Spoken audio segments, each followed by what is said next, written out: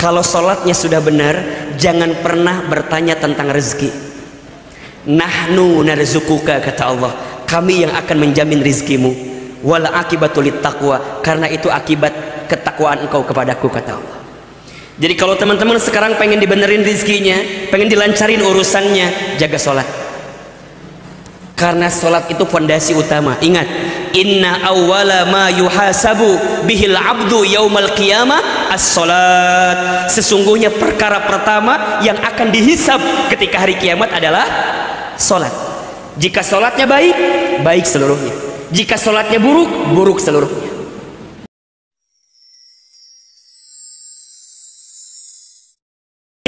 Teman-teman sekalian, malam ini kita akan coba bicara sesuatu yang penting untuk kita hadirkan di akhir tahun baru kita dan di awal tahun baru kita. Agar apa, Ustadz? Agar kita bisa mendapatkan kebaikan dan kebahagiaan dalam hidup. Sekarang saya mau tanya, teman-teman yang hadir malam ini, ada nggak yang ngerasa sepanjang tahun 2021 ini hidup kita itu banyak ujiannya? Ada apa enggak? Ada yang ngerasa banyak ujian? Yang mana orangnya? Oh, kamu ya, iya. Kelihatan dari wajahnya ya. Mungkin ada di antara teman-teman yang ngerasa, Ustadz, hidup yang aku jalani selama tahun ini teh, ya gitu deh Ustadz. Ada sakit hatinya, ada kecewanya, ada yang begitu apa enggak? Ada ya? Atau juga ada sesuatu yang mengecewakan di hati kita, ada atau tidak? Ya, apapun itu. Nah, saya ingin sampaikan begini ke teman-teman. Apa yang sudah terjadi tidak akan bisa diulangi kembali. Betul apa enggak? Ya, baik. Teman-teman sekalian, bersyukur kita malam ini dilembutkan hatinya untuk bisa datang ke masjid. Betul apa enggak? Ahilman mau tanya, hari ini kita bisa berkumpul karena siapa? Karena siapa? Karena Allah. Mengapa teman-teman dipilihkan untuk bisa hadir ke tempat ini? Tolong catat kalimat ini ya. Karena Allah sayang sama teman-teman semua. Karena Allah rindu sama teman-teman semua. Kalau teman-teman dari sekian banyak orang malam ini dilembutkan hatinya, diringankan langkahnya, dan teman-teman mau mendengarkan nasihat kebaikan, maka teman-teman sedang diinginkan oleh Allah menjadi orang baik. Ini poinnya ya. Jadi kalau malam ini teman-teman, kok mau ya saya mabit, kok mau ya saya berangkat ke masjid, kok mau ya saya kajian? Karena catat baik-baik, teman-teman sedang diinginkan oleh Allah menjadi orang baik dan mendapatkan kebaikan. Mana keterangannya? Dalam satu hadis riwayat Al-Bukhari, Rasulullah Shallallahu Alaihi Wasallam bersabda, "Man yuridillahu bihi khairan yufaqihu fiddin." Barang siapa yang diinginkan oleh Allah kebaikan, khair, dia dapat kebaikan di dunia dan di akhirat. Yufaqihu fiddin, maka dia akan diberikan kemampuan untuk memahami ilmu agamanya. Jadi kalau teman-teman dari sekian etapa kehidupan ingin belajar, ingin menambah ilmu, ingin menguatkan ilmu, dan ingin mendapatkan nasihat kebaikan, maka teman-teman masih diinginkan oleh Allah menjadi orang baik. Ini poinnya. Maka bersyukurlah kepada Allah.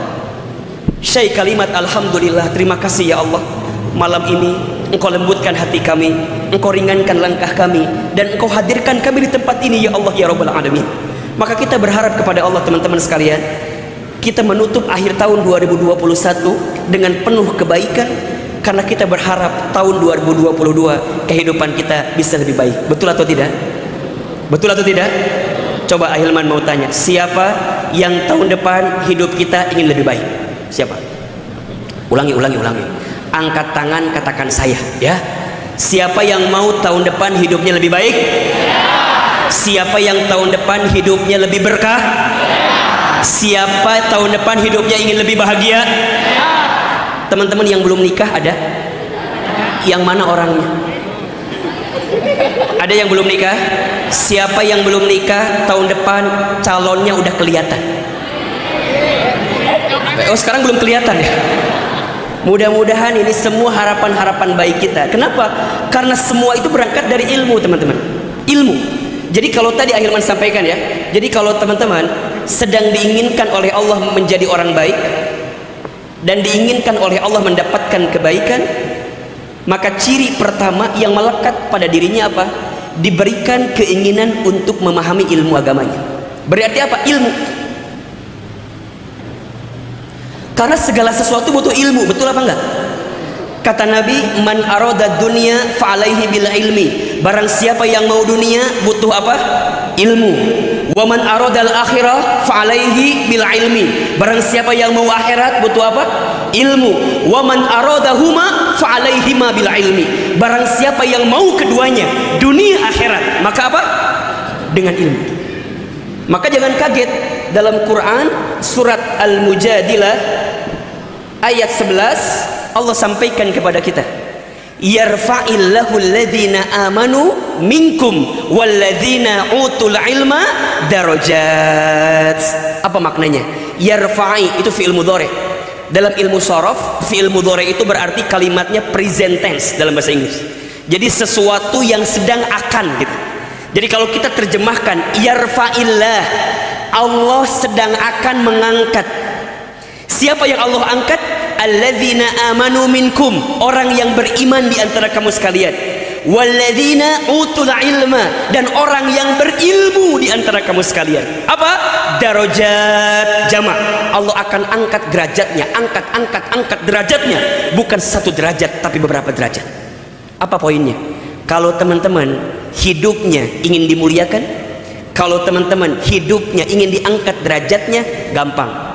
Tingkatkan imannya, tambahkan ilmunya. Catat buat status hari Senin itu ya. Tingkatkan apa? Imannya, tambahkan ilmunya. Dan seseorang ya bisa meningkat imannya karena apa? Karena apa? Karena ilmu. Betul apa enggak? Makin kita belajar, makin meningkat iman kita, makin kuat keyakinan kita kepada Allah Subhanahu wa ta'ala. Betul?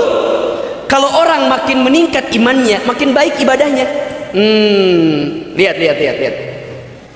Makin bertambah ilmunya, meningkat imannya. Imannya meningkat, makin baik ibadahnya. Ibadahnya makin baik, maka amalnya makin banyak. Amal solehnya makin banyak. Ilmunya bertambah, imannya meningkat. Imannya meningkat, ibadahnya makin baik. Ibadahnya makin baik, amal solehnya makin banyak. Amal solehnya makin banyak, maka akhlaknya makin indah. Tuh. Artinya seseorang akan punya akhlak yang baik kalau punya ilmu yang baik, kalau punya ilmu yang banyak. Maka mohon maaf kalau ada orang yang belajar ilmu tapi setelah dia belajar tidak menjadikan akhlaknya makin indah, berarti ada masalah itu.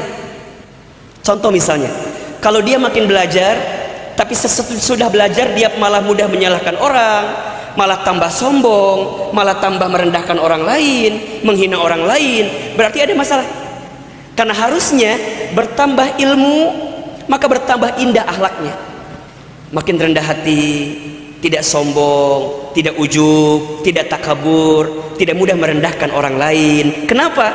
Karena dia merasa dengan ilmunya, teman-teman ya, orang itu makin mendalami ilmu, makin sadar kalau ilmunya sangat terbatas. Betul apa enggak?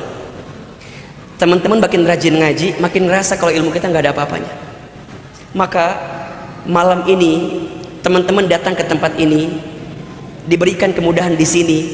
Izin Allah kita ingin menambah ilmu kita, meningkatkan iman kita, memperbaiki ibadah kita, memperbanyak amal soleh kita, memperindah akhlak kita, yang ujungnya kita menjadi orang yang baik dan mendapatkan kebaikan. Betul apa enggak? Apa di antara kebaikan itu? Ada dua ya, ada kebaikan dunia, ada kebaikan akhirat, kan begitu. Apa kebaikan dunianya? Teman-teman mau apa? Mau apa teman-teman? Teman-teman pengen apa? Yang belum punya kerja pengen dapat kerjaan. Pengen apa enggak? Pengen atau enggak?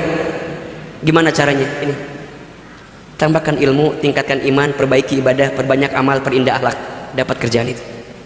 Teman-teman yang belum punya jodoh, pengen segera dapat jodoh, udah tingkatkan ilmunya, tingkatkan imannya, maka ketemu nanti jalannya. Maka insya Allah ya teman-teman, kita menutup akhir tahun dengan kebaikan, dan kita juga ingin membuat awal tahun kita dengan penuh kebaikan. Betul? Setuju apa enggak? Sekali lagi, siapa yang tahun depan hidupnya ingin lebih baik? Siapa yang tahun depan hidupnya ingin lebih bahagia? Pertanyaannya, gimana caranya Ustaz? Apa sikapnya? Ada dua sikap yang harus teman-teman hadirkan agar bisa mendapatkan kebaikan selain tadi ya, senjatanya ilmu dan seterusnya.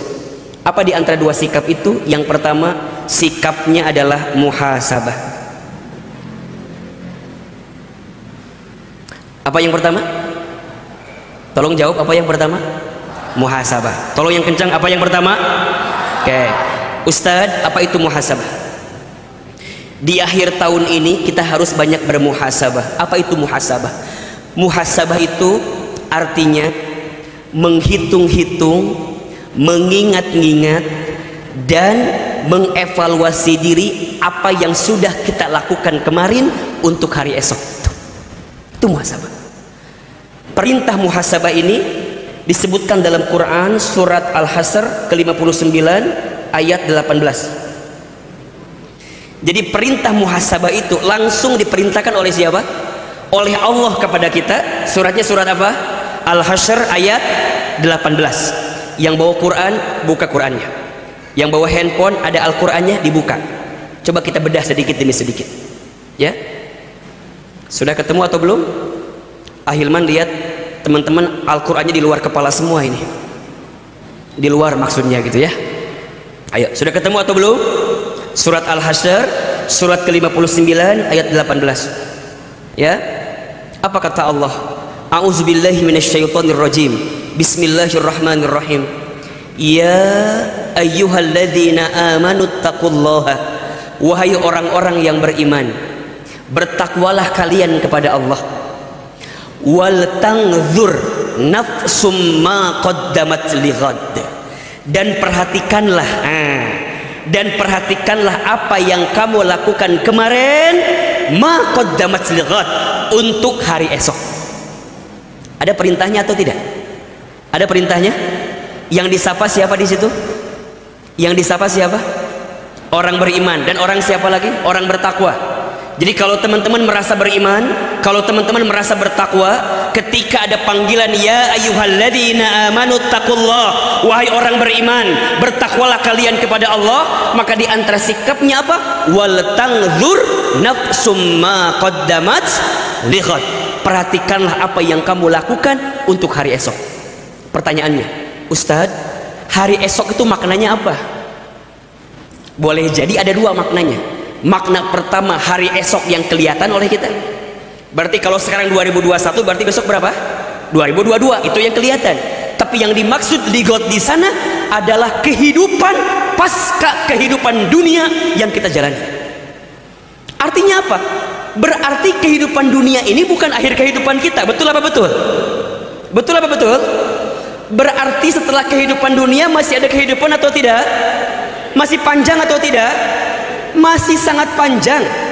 Mungkin pernah teman-teman dengar ya, manusia itu dalam hidup akan bertemu setidaknya 12 etapa kehidupan.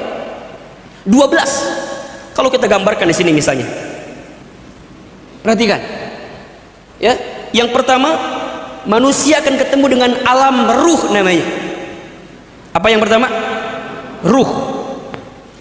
Yang kedua, alam ruh selesai, manusia akan ketemu dengan alam rahim. Apa yang kedua? Alam rahim. Yang ketiga, manusia ketemu dengan alam dunia. Apa yang ketiga? Dunia. Ulangi, yang pertama apa? Ruh. Yang kedua, rahim. Yang ketiga, dunia. Ruh sudah kita lewati, rahim sudah kita lewati, dunia sedang kita jalani. Betul? Setelah dunia masih ada atau tidak? Masih.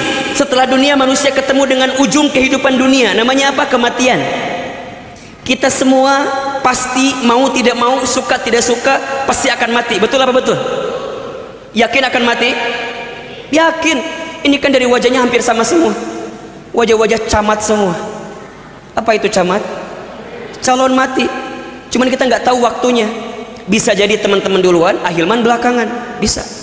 Atau dibalik, Ahilman belakangan, teman-teman duluan. Jadi siapa yang duluan? Waktu mati itu nomornya nomor cabut, bukan nomor urut. Kalau nomor urut, kasihan yang pertama Abdul Basit namanya, ketua pengurus DKM kita ya. Mungkin yang hurufnya A duluan, tapi nomornya bukan nomor urut, tapi nomornya nomor cabut. Jadi bisa kapan saja yang meninggal di antara kita. Betul? Usia muda, jangan leha-leha. Ustadz, kan aku masih muda, masih lama, keles. Enggak tahu. Betul apa enggak? Bahkan mohon maaf, yang masih muda potensi matinya lebih besar dibanding yang sudah tua. Cius, beneran. Ustadz belum pernah dengar ada nenek kakek yang meninggal karena trek-trekan motor. Asal nggak ada. Yang ada anak-anak muda trek-trekan motor mati. Ada apa enggak? Ada. Ustadz belum pernah dengar ada nenek kakek meninggal karena oplosan minuman keras. Asal nggak ada. Anak muda yang oplosan minuman keras mati. Ada atau tidak? Ada. Ustadz belum pernah dengar ada seorang nenek yang loncat dari apartemen tertinggi karena diputusin sama kakeknya. Asal nggak ada. Yang ada anak gadis putus sama pacarnya kemudian bunuh diri. Ada atau tidak? Ada. Jadi yang masih muda tuh potensi matinya lebih basah. Makanya hati-hati. Ini wajah-wajahnya hati-hati, hati-hati, hati-hati. Kan semua pasti akan mati ya. Betul apa enggak?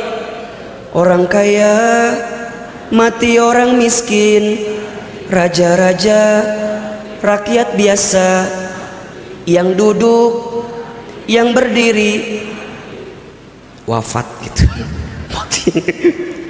Semua ketemu dengan kematian. Dunia selesai, masuk etapa yang keempat, namanya alam kubur. Jadi ternyata setelah kehidupan dunia ada alam kubur yang akan kita temui. Ahilman, bagaimana kehidupan alam kubur kita? Bisa terlihat bagaimana kebiasaan kita di dunia. Apa yang menjadi kebiasaan kita di dunia, maka itu yang akan menjadi bagaimana potret kehidupan alam kubur kita. Kalau selama di dunia kita menjalankan kebaikan, maka insya Allah alam kubur kita penuh dengan kebaikan.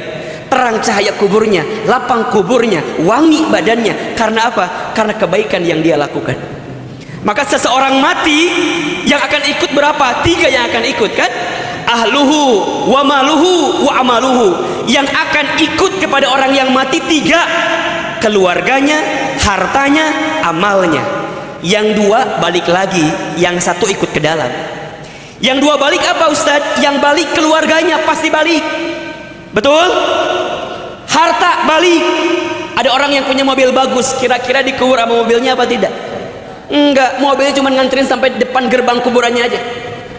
Ada suami punya istri yang cantik, ada nggak istrinya bilang sama orang, jangan dikubur dulu, aku mau ikut ke dalam? Ada nggak? Nggak ada. Pulang, harta pulang, keluarga pulang. Yang ikut apa? Amal. Maka sebaik apa amal kita di dunia, maka itu yang akan menggambarkan kebaikan kita nanti di alam kubur. Setelah alam kubur, manusia ketemu dengan hari kiamat. Hari dihancurkan seluruhnya, semua dihancurkan. Setelah ketemu hari kiamat, manusia ketemu dengan hari dibangkitkan, yaumul ba'ats namanya, dibangkitkan.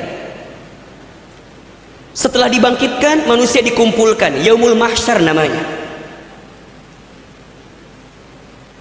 Setelah dikumpulkan, manusia nanti berharap mendapatkan syafaatul uzma dari Rasulullah SAW. Ketemu dengan hari diberikannya syafaat. Setelah diberikan syafaat, manusia akan dihisab dengan apa yang mereka lakukan, hisab. Setelah dihisab, kemudian akan ditimbang, yaumul mizan. Setelah ditimbang, kemudian akan dipertanggungjawabkan ketika itu, pertanggungjawaban. Manusia akan ada yang mendapatkan buku dari sebelah kanan, ada yang mendapatkan buku dari sebelah kiri. Akan dipertanggungjawabkan. Setelah itu mereka akan masuk ke sebuah telaga namanya. Di telaga itu kemudian mereka akan berjalan di sebuah sirat namanya jembatan. Setelah itu baru ditentukan surga kah atau neraka kah. Coba, masih panjang kehidupan kita ini. Betul apa betul? Kita sekarang lagi ada di mana sekarang? Lagi di mana sekarang? Di dunia. Berarti baru tahapan keberapa? Tahapan ketiga. Kita masih ada 4, 5, 6, 7, 8, 9, 10, 11, 12, 13 yang akan kita lalui ke depan. Maka ayat ini tadi diingatkan oleh Allah Subhanahu wa taala, wal tangzur nafsum ma qaddamat lighad, dan perhatikan apa yang kamu sudah pernah lakukan untuk hari esok, lighad. Jelas sampai di sini? Maka di akhir tahun 2021 ini kita banyak muhasabah. Apa yang sudah kita kerjakan dari kemarin itu? Ahilman, apa yang perlu kita muhasabahi? Apa? Yang pertama, tentu kita muhasabahi ya, bagaimana hubungan kita dengan Allah. Coba dicek. Selama kita hidup, kira-kira dari apa yang Allah perintahkan sudah kita kerjakan atau belum?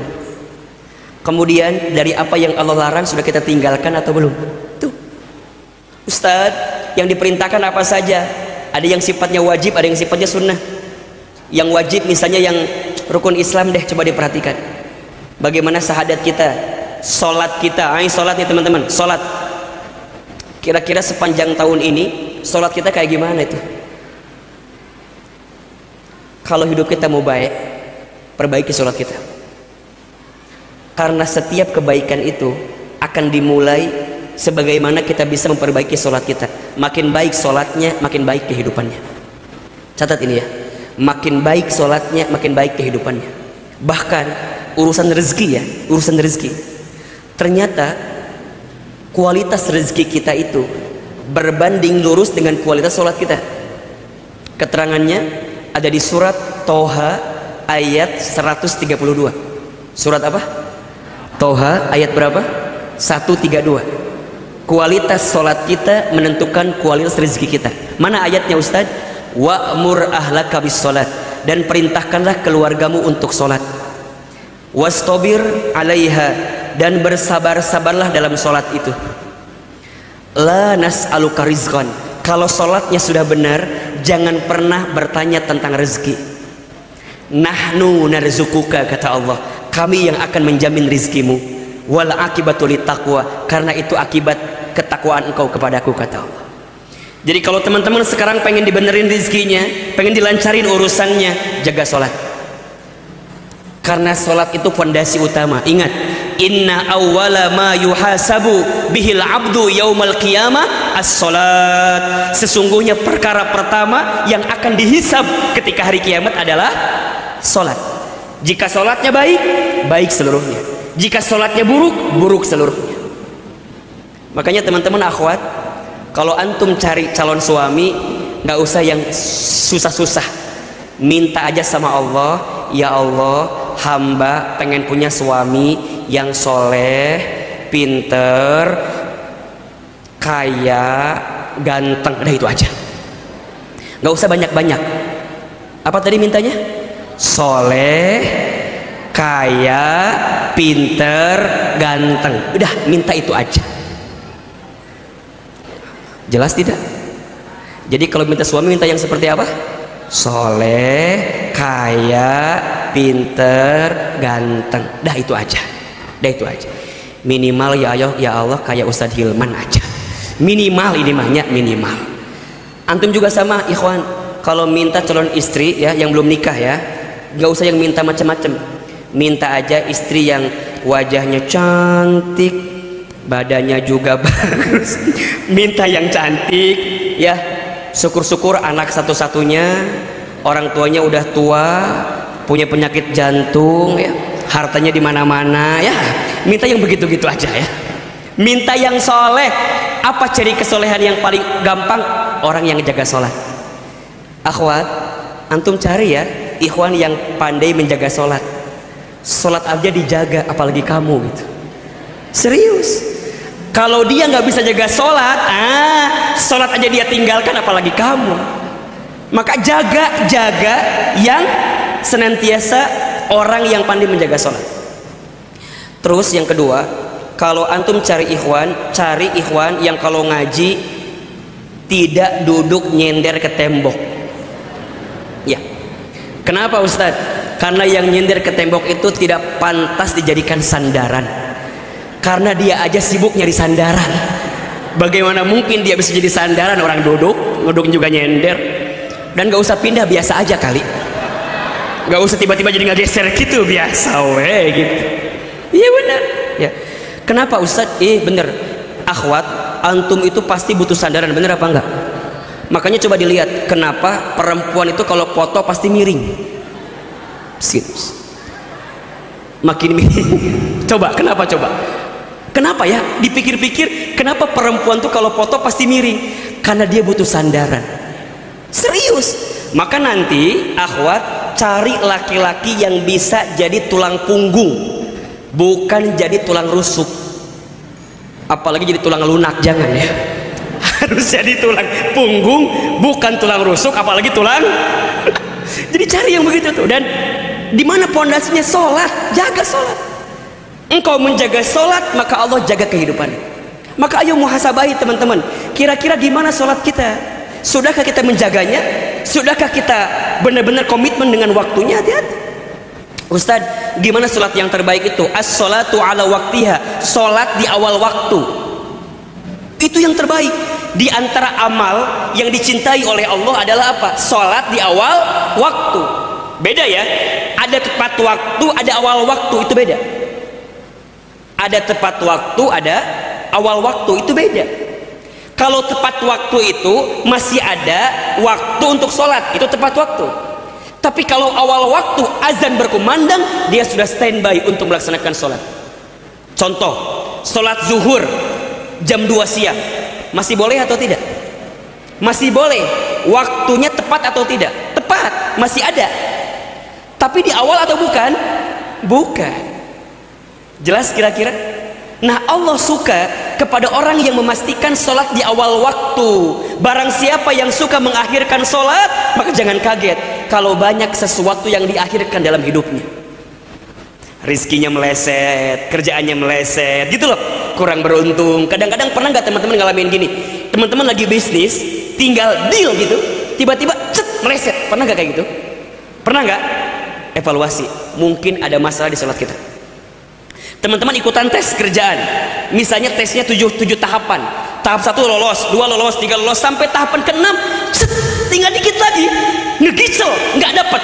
Cek, boleh jadi ada sholat kita yang tidak baik itu. Jelas sampai di sini? Maka jaga hubungan kita dengan siapa? Allah. Satu, syahadatnya dipastikan benar, sholatnya dijaga dengan baik. Yang ketiga apalagi? Zakat. Jika sudah sampai nisab haulnya, maka keluarkan zakatnya. Kalau belum sampai, infak sodakonya silakan dikeluarkan. 4, puasa Ramadan.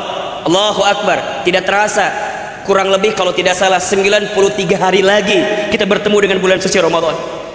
Ayo siapin dari sekarang. Ramadan tahun ini harus kita isi dengan lebih baik dibanding tahun lalu. Betul apa enggak? Setuju? Teman-teman canangkan di hati, Ustadz, aku mau khatam Quran, aku mau baca Quran. Persiapkan dari sekarang. Haji umrah, bismillah kita bisa berangkat. Lakukan apa yang Allah cintai, maka Allah akan mencintai apa yang kamu lakukan.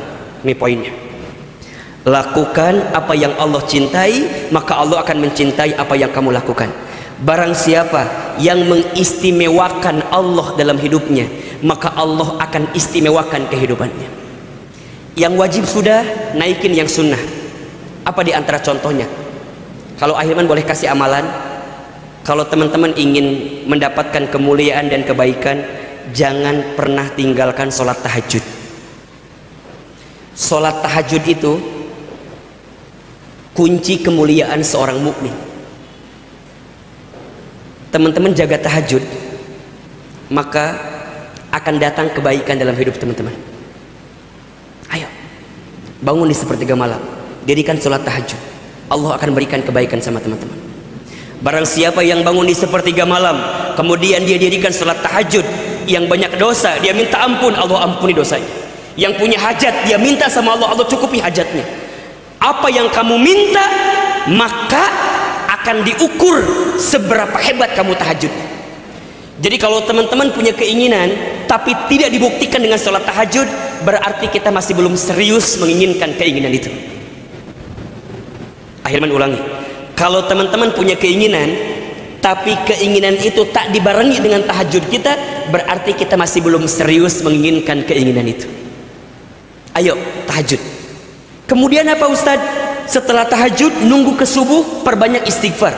Wa fil ashari hum yastaghfirun. Dan di waktu sahur perbanyak istighfar. Banyak istighfar. Astagfirullah, astagfirullah, astagfirullah, astagfirullah. Setelah itu apa? Siap-siap sholat subuh. Jangan tinggalkan sholat 2 rakaat sunnah sebelum subuh. Ya, sholat 2 rakaat sunnah fajar seperti mendapatkan apa? Dunia beserta isinya. Bukankah itu yang teman-teman kejar selama ini? Dunia, betul apa enggak? Kalau teman-teman bisa menunaikan itu, maka dunia akan tertunduk lesu kepada kita, tertunduk hina, karena kita mengedepankan kebaikan di hadapan Allah. Kalau sholat 2 rakaat sebelum subuh aja dapat dunia beserta isinya, maka bagaimana dengan sholat subuh berjamaahnya? Apa pahalanya Ustaz? Barang siapa yang sholat subuh berjamaah di masjid, maka dia berada dalam penjagaan Allah, fi dhimmatillah. Kalau Allah sudah jaga, apa yang teman-teman khawatirkan? Kemudian lanjut lagi, sholat duha. Duha, ayo. Barang siapa yang tidak melepaskan 4 rakaat sholat duha di pagi hari, maka Allah akan cukupi kebutuhannya. Duha, ayo bangun. Sebelum itu apa? Sodako. Sodako di pagi hari itu luar biasa, mengundang doa malaikat. Kata Nabi, ada 2 malaikat yang setiap pagi datang mengunjungi kita. Ma min yaumin tusbihul ibadu illa malakani yanzilani. Ada satu pagi pada seorang hamba ada 2 malaikat yang turun kepada mereka. Ngapain Ustaz? 2 malaikat itu berdoa. Malaikat yang pertama berdoa kepada Allah, Allahumma a'ti munfiqan khalafa. Ya Allah, berikanlah kepada orang yang berinfak khalafa, ganti yang lebih baik. Malaikat yang kedua berdoa, apa doanya? Allahumma a'ti mumsikan talafa. Ya Allah, berikanlah kepada orang yang pedit, medit, koret, kopet, meregehese, cap jahe, buntut kasir. Apalagi? Apa? Kopet, koret, kopet, meregehese, pelit, medit, apa? Talafa, binasakan dia dengan sifat pelit yang ada dalam dirinya. Allahu akbar. Maka ayo sedekah. Kemudian apalagi sholat duha, jaga itu. Jaga hubunganmu dengan Allah, maka Allah akan jaga dirimu. Maksudnya apa Ustaz? Jaga perintah Allah, tinggalkan larangan Allah. Ayo teman-teman yang masih sering berbuat dosa, kita tahu dosa kita apa, tinggalkan. Apa diantaranya? Cek aja dari semuanya. Mata, masih hobikah kita melihat yang Allah haramkan? Kira-kira punten mohon maaf, mata kita lebih banyak baca Quran atau baca WhatsApp? Halo? Lebih banyak baca Quran atau baca WhatsApp? Lebih banyak nonton ceramah agama atau nonton yang gak jelas? Apalagi nonton yang joget-joget gak jelas. Belajar untuk apa? Untuk menata mata kita. Lisan sering berbohong, ingkar janji, fitnah, gibah. Hati-hati ikhwan, kamu yang suka PHP hati-hati ya. Kamu yang suka nyapa di DM assalamualaikum ukhti, hati-hati ya. PHP itu, coba saya mau tanya akhwat, enak gak di PHP ini tuh? Sakit? Di mana sakitnya? Di kuota sakitnya ya, di pulsa, di hati Ustaz. Maka jangan pernah PHP-in perempuan. Perempuan itu hatinya seperti cermin katanya. Al-mar'atu kal mir'ah. Perempuan itu seperti cermin hatinya. Gimana Ustaz? Cermin itu kalau sudah pecah, mungkin dia bisa merangkai kembali pecahan cerminnya, tapi pantulan cahayanya tidak akan sama seperti sedia kala. Itulah hati perempuan. Kalau sudah tersakiti, mudah memaafkan, tak mudah melupakan. Catat buat status itu ya. Hari Selasa statusnya itu. Ustadz, emang perempuan doang yang kayak gitu? Kami juga laki-laki sering di PHP-in juga. Antum juga sama akhwat. Kalau antum mau bilang mau, kalau antum enggak bilang enggak. Betul apa enggak? Biasa aja. Kayaknya kenceng amat betulnya itu. Ya. Kalau mau enggak. Hati ini bukan untuk dipermainkan, betul apa enggak? Kalau aku bersama kalian. Kalau iya enggak ya, hati-hati. Kita anggap Ustaz biasa aja, hati-hati. Jangan ada orang yang tersakiti karena perbuatan kita. Satu kali saja kamu menyakiti hati orang lain, khawatir kita akan dihisab oleh Allah karena kelakuan kita menyakiti hati orang lain. Jadi gimana? Udah, urusan hati mah jangan dibuat bimbang. Iya enggak, mau enggak. Hatiku bukan lampu merah, bukan lampu kuning, bukan lampu hijau. Merah berhenti, kuning siap-siap, hijau jalan. Tolong tunjukkan lampumu apa. Mau merah, ya udah berhenti. Mau hijau, kasih kesempatan. Bener, capek urusan hati ini. Betul apa enggak? Kasihan banget kalian tuh, ya Allah. Hati-hati, lisan sering berbohong, lisan sering membuat orang lain PHP karena perbuatan kita. Hati-hati. Gibah, tanpa sadar berapa banyak orang yang kita omongin kejelekannya. Julid, tahu julid? Apa itu? Jujur walaupun sakit, nyelakit. Ustadz, aku mah alhamdulillah nggak pernah ngomongin orang lain. Alhamdulillah aku punya teman namanya Ida Ustadz. Si Ida tuh kerjaannya ngomongin orang lain Ustadz. Aku mah alhamdulillah enggak pernah Ustadz. Tapi aku punya teman namanya Ida. Si Ida teh kerjaannya ngomongin orang lain. Dalam hati saya, hari kamu ngomongin siapa itu teh? Ngomongin siapa tadi? Tinggal ngomongin orang lain juga kan? Hati-hati, jangan sibuk dengan aib orang lain. Padahal aib kita juga banyak. Betul apa enggak? Kita ini dirahmati, dimuliakan karena apa coba? Karena Allah menutup aib-aib kita saja. Betul? Kalau aib kita dibuka, apa yang mau kita banggakan? Nggak ada, teman-teman. Jadi gimana Ustadz? Belajar menata hati. Lisan kita jangan nyakitin orang. Kita mah kadang-kadang suka nggak kuat kalau ngomongin orang teh, nggak kuat. Bahkan ketika ngaji pun ngomongin orang kita mah. Datang pengajian, ngomongin sama temennya. Kan gitu biasanya kalau ngaji itu suka sama teman kita biasa gitu. Ustadz mah aneh, nggak tahu kenapa ya, terutama perempuan gitu. Kenapa kalau ngaji teh kudu di sampingnya teman dia? Pernah loh kejadian, dia janjian sama temennya, terus temennya tuh datangnya telat, terus dia datang duluan. Nah dia duduk di sini, ini kosong kan? Kemudian dia take pakai tas, ada, nggak tahu di sini ada atau enggak. Di take pakai tas, orang datang sama dia, ditanya kosong apa enggak? Padahal orangnya belum datang, di take pakai tas, ditanya kosong apa enggak?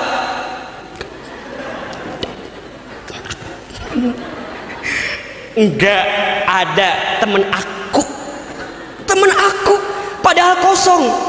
Kan ngaji itu biar kenal sama teman baru, betul apa enggak? Ini temennya belum datang, di tag pakai tas. Di sini ada yang begitu apa enggak? Yang mana orangnya? Setelah saya analisa, kenapa orang itu kalau ngaji mau sama temen yang dia kenal? Ternyata selama ngaji dia sibuk ngomongin orang lain. Ustadz, aku mah kalau ngaji teh harus sama yang kenal sama aku. Kenapa? Ya biar seru aja, biar ada yang diomongin gitu loh. Bahasa gampangnya biar ngagibah bareng gitunya. Diomongin kadang-kadang. Duduk di sini, udah ngaji diam. Temennya lagi husu ngaji tuh. Diajak ngomong sama dia. Sis. Apa sih? Sis, apa? Lihat, baris 2, jarum jam 9. Apa tadi? Baris 2, jarum jam 9. Temennya lagi husu, pasti mikirin tuh. Godaan setan. Ditanya, emang apa sih? Lihat aja deh, baris 2, arah jarum jam 9. Emang kenapa? Lihat jilbabnya. Emang kenapa jilbabnya? Jilbabnya kembang-kembang. Emang kenapa kalau kembang-kembang? Tahu nggak? Itu teh taplak meja. Jadi eta ngaji teh ngomongin batur we. Udah ngomongin yang depan, kemudian lihat lagi yang lain. Sis, naon? Lihat baris 4 yang di tengah. Emang kenapa? Lihat alisnya. Emang kenapa alisnya? Tebel. Dia teh nggak nyadar kalau dia juga alisnya tebel juga. Karena sibuk ngomongin batur jadi nggak ketemu kalau dia juga sama kayak gitu. Udah beres ngomongin jamaah, ngomongin ustadznya. Lihat Ustadz Hilman. Iya, ternyata ya aslinya lebih glowing loh daripada di TikTok ya. Ternyata memang iya sih. Pantesan aku juga lihat di Instagram emang enakan gitu wajahnya teh gitu. Pasti pakai skincare itu mah. Iya, diomongkan. Beres ngomongin jamaah, ngomongin ustadznya, nggak beres ngomongin ustadz teh udah nggak ada topik lagi, janjian. Nanti jadi kan ngebaso ya habis kajian. Jadi selama ngaji, lisan tidak terjaga, pikiran tidak terjaga, jadi nggak dapat pahala apa-apa. Pertanyaan saya, di sini ada yang begitu apa enggak? Yang mana orangnya? Saya, Ustadz. Temennya teh datang belakangan.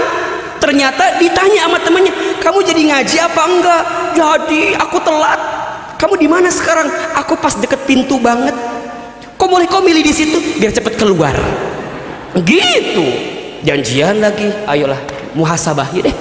Lisan kita nih banyak salahnya kayaknya. Betul apa enggak? Jangan sibuk dengan aib orang lain, karena sebenarnya kita juga banyak aibnya. Betul apa enggak? Ayo evaluasi. Apalagi Ustadz, tangan kita pernah menyentuh yang haram atau tidak? Pernah bersentuhan dengan yang haram atau tidak? Nih, hati-hati dengan jempol kita. Hati-hati. Sekarang seseorang itu bisa terjelembab pada satu keburukan ketika dia salah menentukan jempolnya. Hati-hati dengan menebar hoax. Hati-hati. Saring sebelum sharing. Apa? Saring sebelum gimana cara nyaringnya? Satu, pastikan ini benar atau tidak. Apa yang pertama? Benar atau tidak. Yang kedua apa? Ini bermanfaat atau tidak. Ini benar Ustadz, iya kita share, tapi bermanfaat atau tidak? Mungkin buat kita bermanfaat, bagi orang bermanfaat atau tidak. Yang ketiga, ada orang yang dirugikan atau tidak dari apa yang kita share. Jangan sampai ngomongin orang. Teman-teman kan kadang-kadang kita suka kuat ya, suka komen gitu. Ada tuh video Ustadz yang lagi viral di TikTok tuh, lagi rame tuh. Ustadz bilang gini, ridho, terima apa yang Allah berikan, begitu kan? Ada yang komen, Ustadz mah ngomong bisa aja, ngomong mah gampang. Aku yang merasakan enggak, cik atuh terima aja dulu, enggak usah komen-komen gitu nih riuh. Komen we, meni sibuk. Teman-teman, apa sih susahnya bilang alhamdulillah, makasih ya Ustadz udah ngingetin saya. Iya enggak? Apa susahnya? Kenapa harus kemudian membantah sesuatu yang udah jadi kebaikan bagi kita? Kemudian apalagi Ustadz, kira-kira pastikan dari apa yang kita baca ini benar tidaknya, manfaat tidaknya, ada yang dirugikan atau tidaknya. Kemudian kira-kira ini kalau saya share akan jadi pahala kebaikan atau enggak buat kita. Makanya teman-teman, malam ini nih kita ikut mabit nih. Kalau ada yang baik, ambil story-nya, kemudian share di Instagram kita. Jangan takut, kita nggak pernah tahu. Boleh jadi ada orang yang baca story kita, tersentuh hatinya, mendapatkan hidayah, mereka jadi baik gara-gara postingan kita. Betul apa enggak? Maka jangan kemudian, Ustadz aku masih takut dianggap ria. Hati-hati. Takut dianggap ria itu berarti di hati kita ada riaknya. Betul? Nothing tulus aja. Kalau yang nggak ikhlas itu apa Ustadz? Kalau yang nggak ikhlas cirinya begini, dia upload sesuatu sampai 1 jam nggak ada yang like, dia hapus lagi. Kok nggak ada yang like ya? Kok nggak ada yang komen ya? Nah dia dihapus, berarti ria selama ini. Kalau dia tahu itu kebaikan, ya udah, nothing tulus aja. Boleh jadi itu ada pahala kebaikan sama kita. Betul apa enggak? Teman-teman, perbaiki hati ya. Jangan sibuk sama penilaian orang lain. Kenapa? Karena setiap orang pasti melihat kita beda-beda. Betul apa enggak? Betul apa enggak? Teman-teman yang di kiri, yang di tengah, yang di kanan, lihat Ahilman beda atau sama? Beda. Mungkin yang di kiri melihat Ahilman teh agak-agak cabi gitu ya. Yang di kanan mungkin lihatnya agak-agak sedikit bagus, karena memang tipologi wajah saya enakan sebelah kanan lihatnya. Makanya kalau foto saya rata-rata begini semua kan. Karena saya tahu ini yang paling bagus wajahnya ya, bagian ini. Mungkin yang di tengah melihat saya teh bengkak gitu. Mungkin ini mah nggak tahu ya. Yang di kiri lihatnya cabi, yang di kanan lihatnya tirus, yang di depan lihatnya bengkak. Kita nggak pernah tahu. Tidak akan bisa kita menyenangkan semua orang. Betul apa betul? Akan ada aja orang yang gak suka sama kita. Betul? Maka jangan sibuk sama penilaian orang lain. Jangan sibuk menceritakan dirimu kepada orang lain. Yang menyukaimu tidak butuh itu, yang membencimu tidak percaya dengan itu. Catat buat status hari Rebo itu. Semua orang pasti beda-beda ngelihat kita. Coba tolong saya tanya, tolong jawab. Cacian dan pujian, mana yang lebih penting untuk kita? Cacian atau pujian? Jawab, cacian atau pujian? Tolong jawab, cacian atau pujian? Cacian? Siap dibully tiap hari? Ustadz, apa dong yang lebih penting? Mohon maaf, cacian dan pujian dua-duanya sama saja. Dipuji tidak terbang, dicaci tidak tumbang. Catat, status hari Kamis ya. Tidak silau dengan pujian, tidak galau dengan cacian, karena dua-duanya hanyalah penilaian manusia saja. Semua orang muji kita, belum tentu kita mulia. Hati-hati, hati-hati dengan pujian, karena banyak nyamuk yang mati gara-gara tepuk tangan. Betul? Banyak nyamuk mati gara-gara apa? Tepuk tangan. Hati-hati dengan cacian, karena boleh jadi itulah kesalahan kita yang perlu kita evaluasi diri. Dua-duanya sama saja. Jadi gimana Ustadz? Sibuklah apa? Menjadikan perhatian Allah, penilaian Allah yang paling utama untuk kita. Maka teman-teman, udah, yuk bismillah. Yang pertama, jaga hubungan kita dengan Allah, bentuk muhasabah kita. Kemudian yang kedua apa Ustadz? Muhasabah hubungan kita dengan siapa? Dengan orang tua kita. Hubungan dengan orang tua. Teman-teman sekalian, ridhonya Allah itu ada pada ridhonya orang tua, dan murka bencinya Allah ada pada murka benci orang tua. Ridullah fi ridul walidain wa suhtullah fi suhtil walidain. Ridhonya Allah ada pada ridho orang tua, benci murkanya Allah ada pada benci murka orang tua.